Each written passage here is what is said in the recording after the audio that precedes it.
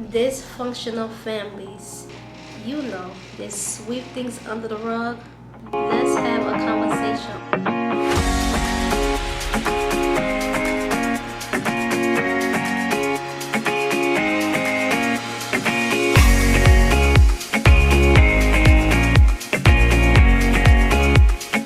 Hi world,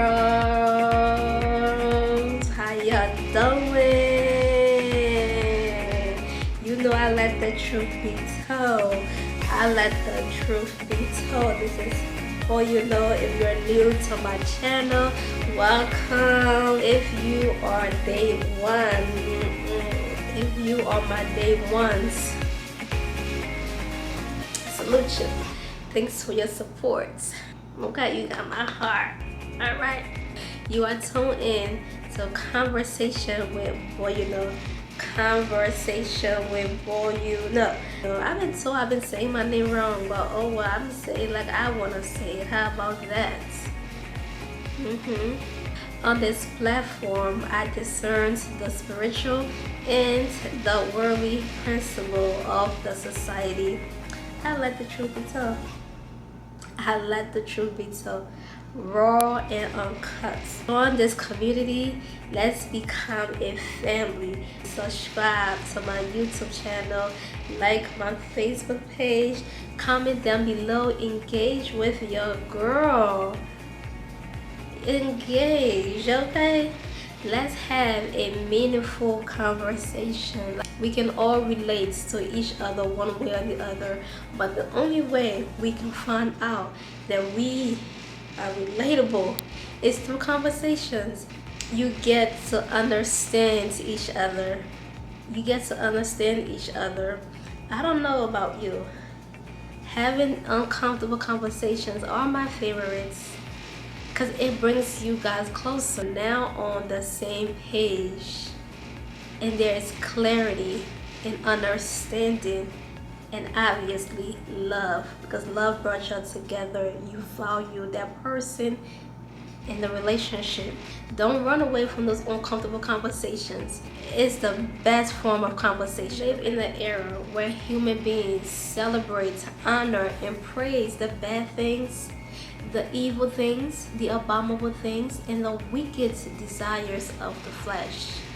Now, don't get me wrong, there are a lot good in this world.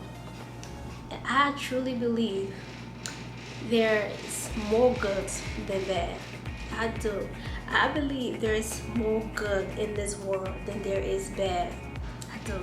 This world is not full of evil. No matter what they're trying to project onto you, what they're trying to teach you, what seed they're trying to plant in you, this world is not full of evil. There are a lot of good in this world, despite the evil things that is happening.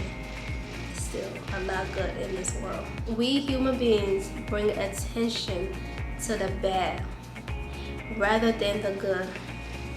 So it may look that there are plenty, but it's only few. Just don't get lost in the mix. Don't get lost in the mix, because it's not hard to get lost. It's not hard to get lost in the mix. Don't get lost in the mix. It's out of your control, but it's 100% your choice. Remember that. It is out of your control, but yes, it is 100% your choice. Do not get lost in the mix. Do not get lost. Choose wisely. Be very intentional and decisive. So I want us to gather here. Join the chat room. Comment down below. Share this video. Let's learn together. Let's build together. Learning is personalized. You need to keep learning. Never stop learning. Let's talk. I want us to talk about dysfunctional families. So come on closer. Let's talk about dysfunctional family. This needs to be exposed. Time and time again. This just go unnoticed. People are scared. to talk about this. They are scared because they don't want to be what the black sheep or black ball, whatever term you call it. So they don't talk about this dysfunctional family. But you know, I let the truth be told. I'm not scared of anyone. Let's talk about it. People needs to be exposed. Behaviors that needs to be exposed will get exposed. What are you hiding? Because if it shine light on your evilness, then just stop doing evil. Just stop doing evil. It's just that simple. If you don't want light to be shined on the evilness you're doing, then just stop it. Just stop it. And let your light shine bright with goodness. Are you or have you ever been in a dysfunctional family? Do you know anybody who's from a dysfunctional family? This will resonate with you. If you experience it, if you know anyone, this will resonate with you.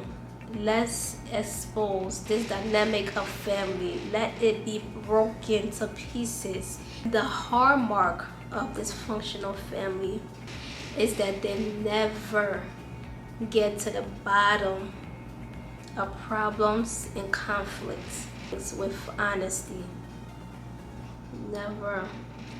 That is the hallmark of dysfunctional family. No. No honesty. Zero honesty.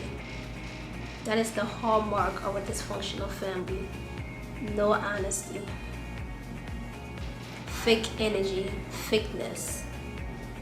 It's all for the fakeness. They will not ever get to the bottom of problems and conflicts with honesty. They rather ignore the problem and pretend that it don't exist.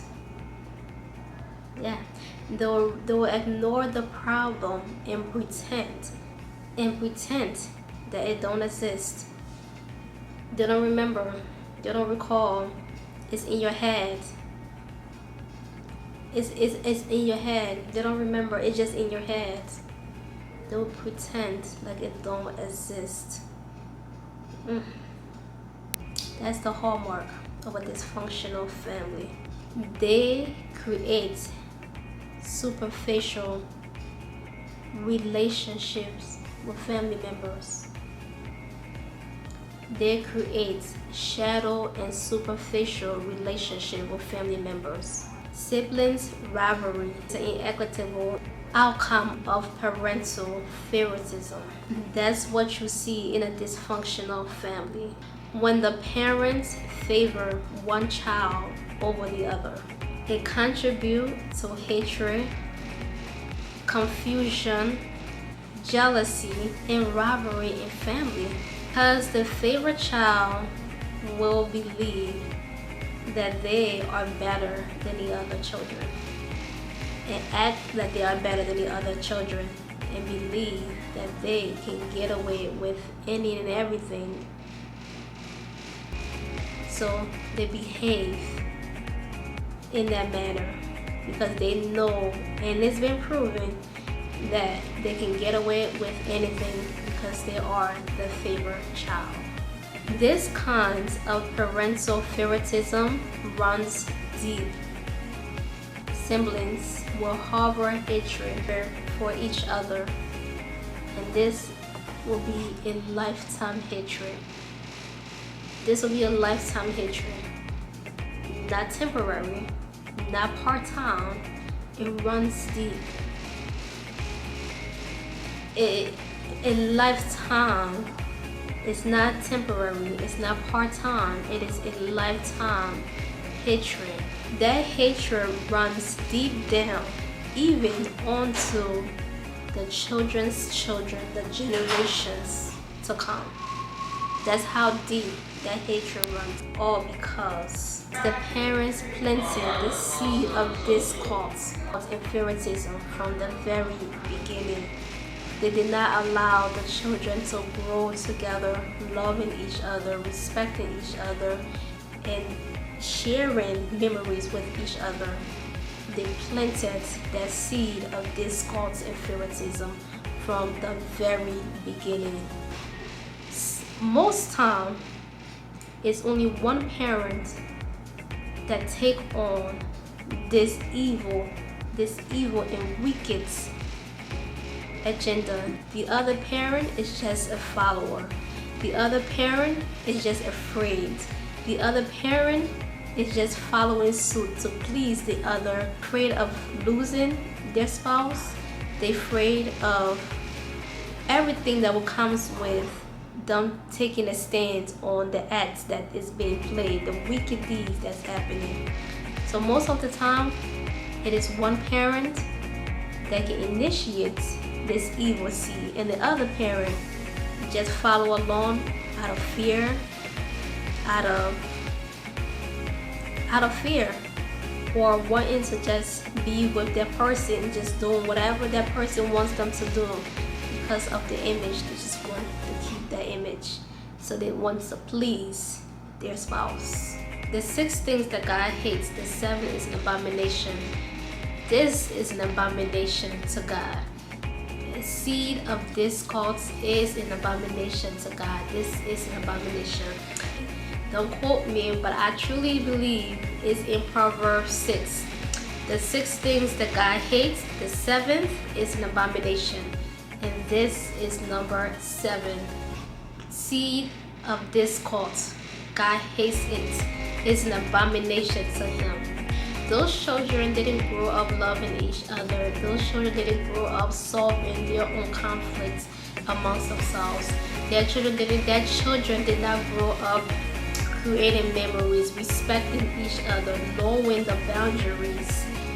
It was none of that because the parents planted the seed of discord and favoritism from the very beginning. In worst case scenario, when the parent enter the marriage with a child, that child become the slave, the target, a scapegoat for the other parent.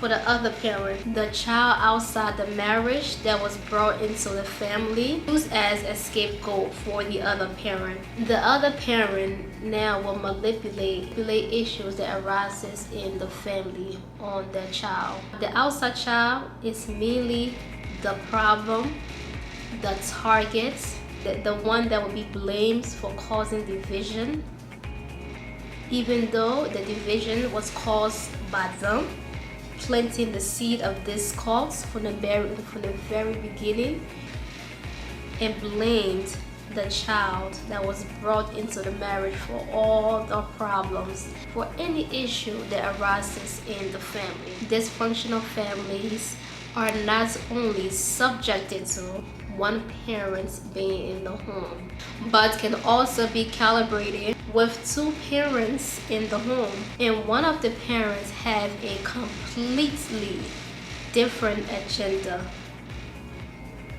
even when it comes to raising the children and other simple things in the family. When the parents are not on the same wavelength, that family is also dysfunctional. I'm going to reference the book of Genesis, chapter 25, verse 28. We human beings are social creatures. We tend to draw attentions on the wrong things. We always talk about homes without a father, but we never actually talk about homes with fathers. But that father have a negative impacts on the family dynamic. That is never talked about. All that is talked about is a fatherless homes. But what about those fathers who are in the home but do not contribute to their children in any way, shape, or form, are not good example, are not role models? They're just present in the home. That is it. They are bad example. They do not contribute positively to the child's life. We rarely talk about that, and that needs to be talked about. We only talk about the homes where there is no father. That's it. And that shouldn't be the case. A lot of dysfunctional families are not being exposed the way they need to be exposed. We need to expose these behaviors and welcome in change. This has been going on from generations to generations to generations. When will it end? When will it end?